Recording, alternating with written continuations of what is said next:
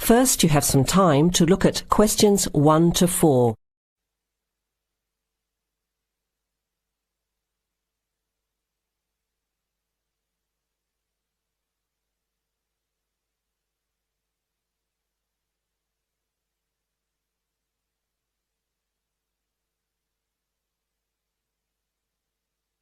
You will hear the recording once only. Listen carefully to the conversation and answer questions 1 to 4.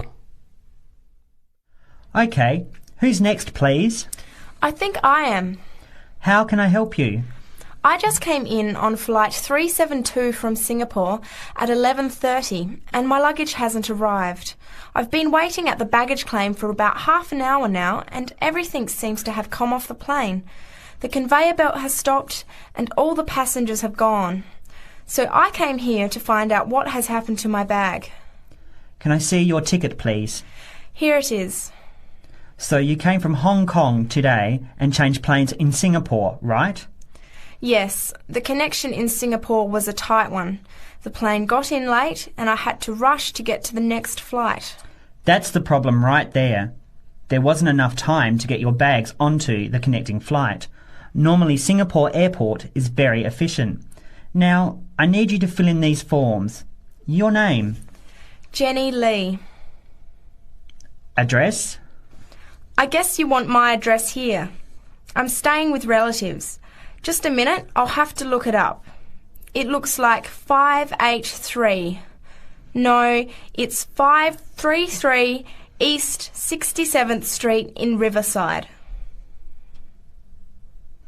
Do you have the phone number there? Yes, I do. It's 93014269. So you came in on Qantas flight 392. Do you know the number of the flight out of Hong Kong? Let me see. I think it was Cathay Pacific 900 or something. Oh yes, it says here, CX912. Before you hear the rest of the conversation, you have some time to look at questions 5 to 10.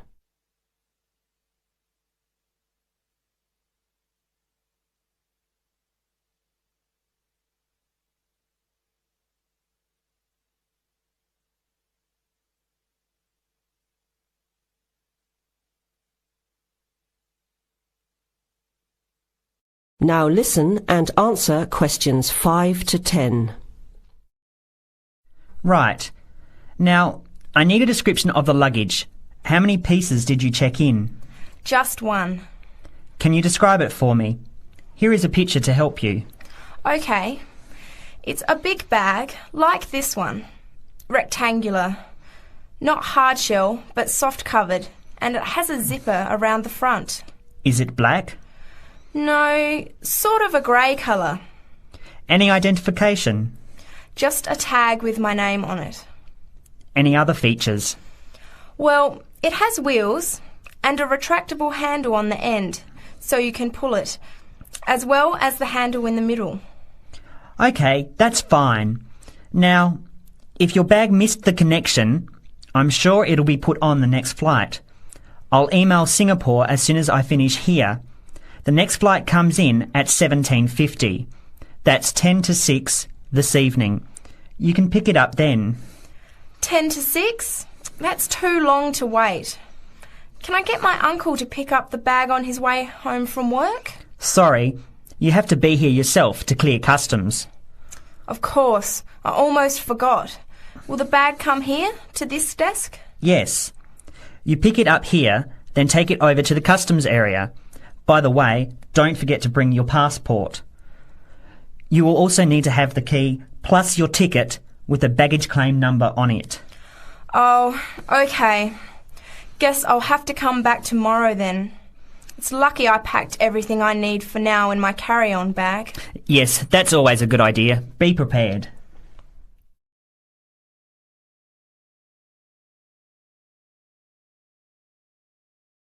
That is the end of part 1. You now have half a minute to check your answers.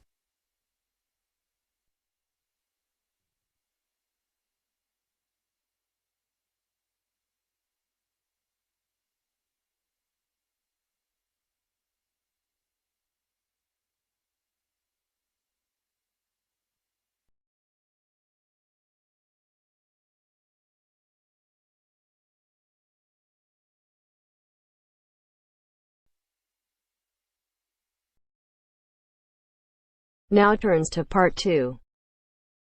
Part 2. You will hear a talk by a tour guide. First, you will have some time to look at questions 11 to 17.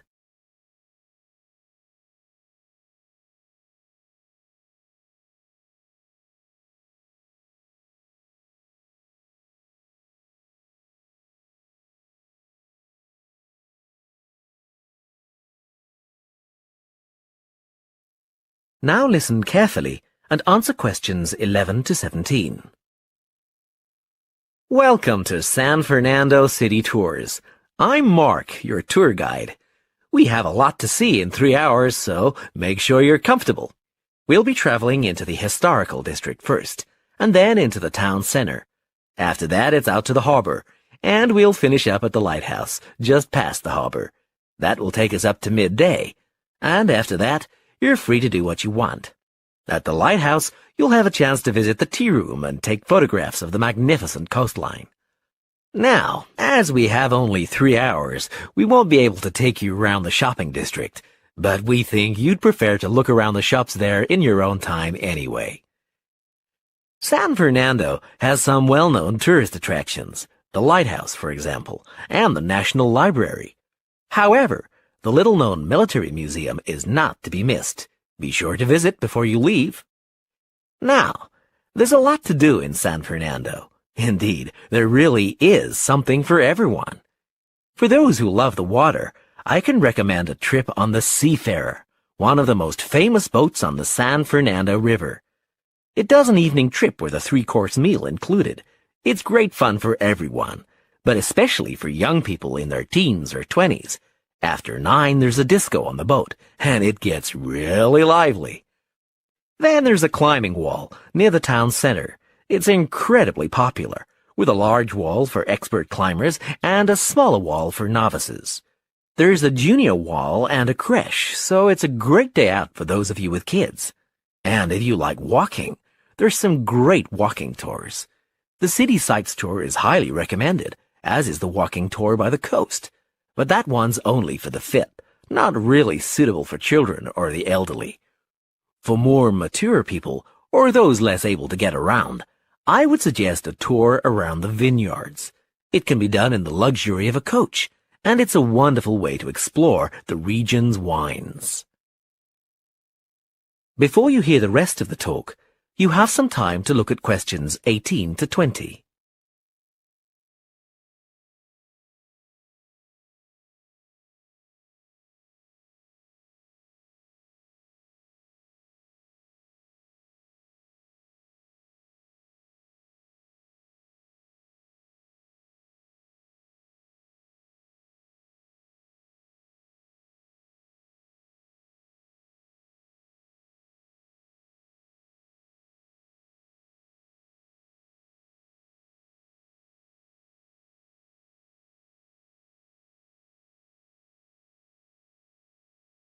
Now listen and answer questions 18 to 20.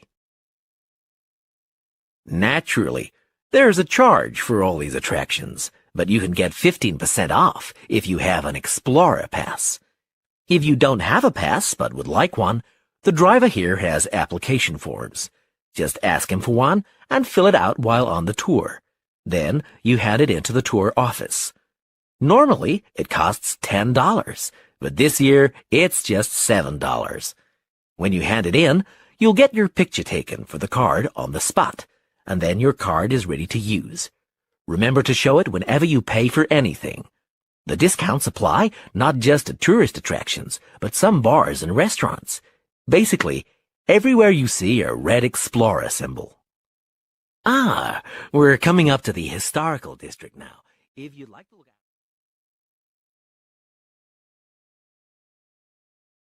That is the end of Part 2. You now have half a minute to check your answers. You now have half a minute to check your answers.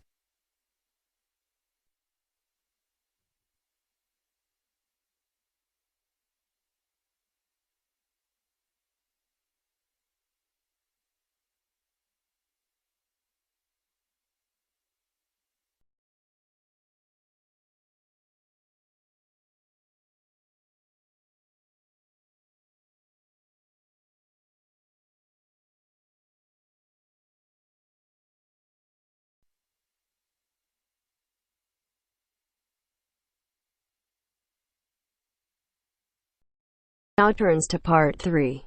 Part 3. You will hear a group of students, Henry, Joe, Nancy, and Gordon, discussing changes to their work experience placement arrangements. First, you have some time to look at questions 21 to 26.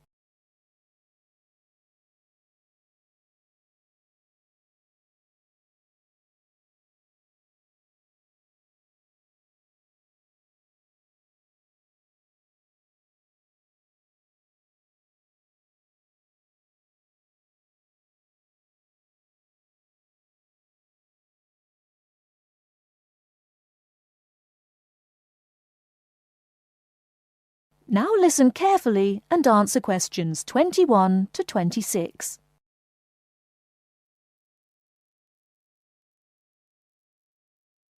Look, there's the notice that Professor Jones told us he'd be putting up confirming the details of our work experience placements.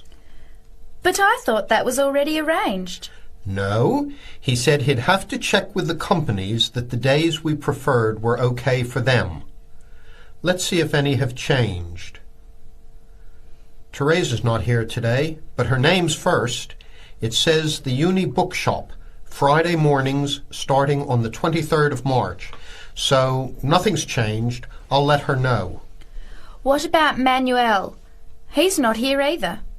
Is he still going to the music store in the High Street? If it's mainly music, yes, he's still down for that on Friday afternoons starting on the 9th. The day's different. It's changed from Tuesday mornings, but that's okay. I'll tell him. He'll really enjoy listening to music all day. Now, where's my name? Henry. Here it is. I'm going to the beauty shop, and I said I preferred Thursday afternoons. Oh, good, that seems okay. And my start date hasn't changed either. Joe, what day did you opt for? I'm going to Highway Hotels on Monday mornings. Yes, that's okay. And starting on Monday the 12th of March. Oh, has that been changed? Okay, I was scheduled to start the week before. I'll just make a note of that. What about me, Henry? Have I still got the Explore travel service on Wednesday mornings? Just a minute. Where's your name? Let's see. Nancy. Okay, here it is. Explore travel on Wednesdays, yes, but afternoons, and starting date is Wednesday the 14th of March. Has the date changed? No, not the date, just the time, which is fine. I'll get to sleep in. You lazy thing, Nancy. Chris's name is next on the list. Gorgeous Gowns Fashions. What a name. Yes, it sounds good, doesn't it? I'm hoping he'll bring me some free samples. So, has he still got Wednesday mornings? Yes, Wednesday mornings starting on the 14th of March. Okay, I'll tell him when I see him tonight that his arrangements haven't changed. Gordon, what about you? I chose that software company that makes computer games. I can't remember its name, but I asked for Tuesday afternoons. Oh yes. Here it is. Games to go on Wednesday mornings. There's a note here saying they have their weekly staff meetings on Tuesday afternoons, so that wouldn't be much use to you. That's why they've changed it to Wednesdays, starting on the 21st of March, so you can see their working setup. OK, I'm glad they've changed it. I don't think I'd want to sit through a meeting every week. Before the conversation continues, you have some time to look at questions 27 to 30.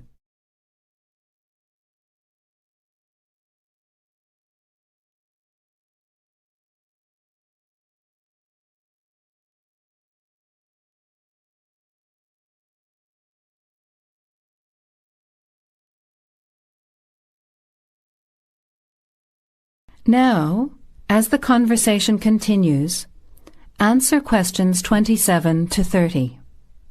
Can someone remind me what time we have to get to our placement in the afternoons?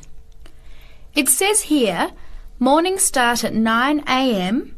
and afternoon sessions at 1 p.m. Oh, that's a shame. I thought Professor Jones was going to change it to 9:30 a.m. and 1:30 p.m. Yes, he did say that he'd try to make it later, but obviously that wasn't possible. By the way, just in case, what happens if we're ill or something and can't make it? Do we phone the college or the place we're going to? I think we have to phone the company first and then the college. Didn't you get the information sheet about work experience at our last seminar? No, I missed it because I had to go to the dentist. What else did it say? Well, we have to do a total of 24 hours altogether. So if we miss one of the arranged sessions, we have to organise another time to make up the hours. And he gave us details of the presentation we have to give about our work experience. Oh, really? What do we have to do? In week 10, we each have to give a presentation to the class about the company we've been with. It's 30% of a final mark for this subject, so it's going to be a lot of work. Yes, he's expecting us to do a lot of research while we're there so that we can outline the history of the company, its management structure, number of employees, other branches, etc. And he said we should use lots of visuals such as diagrams and flowcharts during the presentation. Yes, and we should also include what we did each week, the different departments of the company or positions that we observed, and try to relate what we saw to our studies so far. He gave examples like management style, accounting systems, information technology, and so on. You were right. It sounds like lots of work. That is the end of part 3. You now have half a minute to check your answers.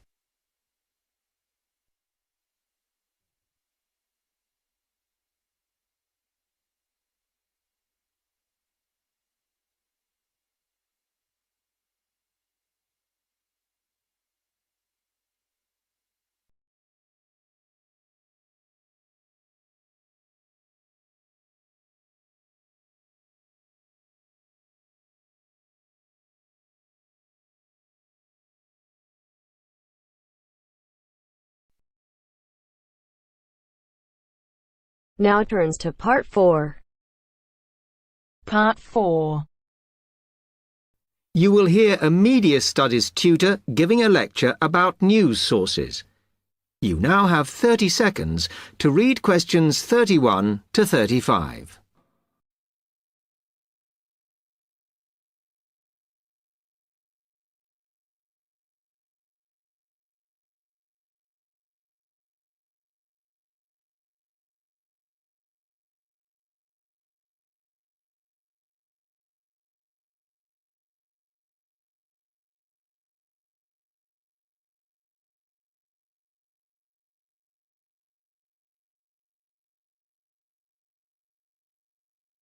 Okay, now many of you will have heard about the predicted death of newspapers, as people increasingly access the TV and the Internet for their news. Today, I want to look at the USA, which has very advanced news sources, to see if this is actually true. In the USA, the main news sources without doubt are TV, the Internet, and the press. That is, traditional newspapers. And although they are each surviving and growing, they are also changing. Obviously, TV news has been around for a while, and the early evening bulletins, when people get in from work, are very popular. I suppose we traditionally think of the morning newspaper arriving on our doorstep with the daily news. Interestingly, this is not borne out by the statistics, which show that readership in the U.S. is much higher when people have time to relax, when they're not working, especially on Sundays. The Internet is also a popular weekend activity, but shows no variation with weekday access. So people are using the different sources in different ways. Interestingly, local radio has been hit less by the grip of quite strong local newspapers than by the Internet, which is seen to offer a better regional service.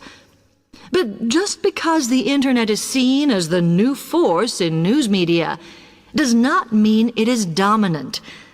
Television has, of course, been global for a while. But now technological changes, which have fueled the rise of online news, have also allowed newspapers to print and distribute editions across the world. In fact, Internet news, which is seen as the big competitor for traditional markets, does not offer that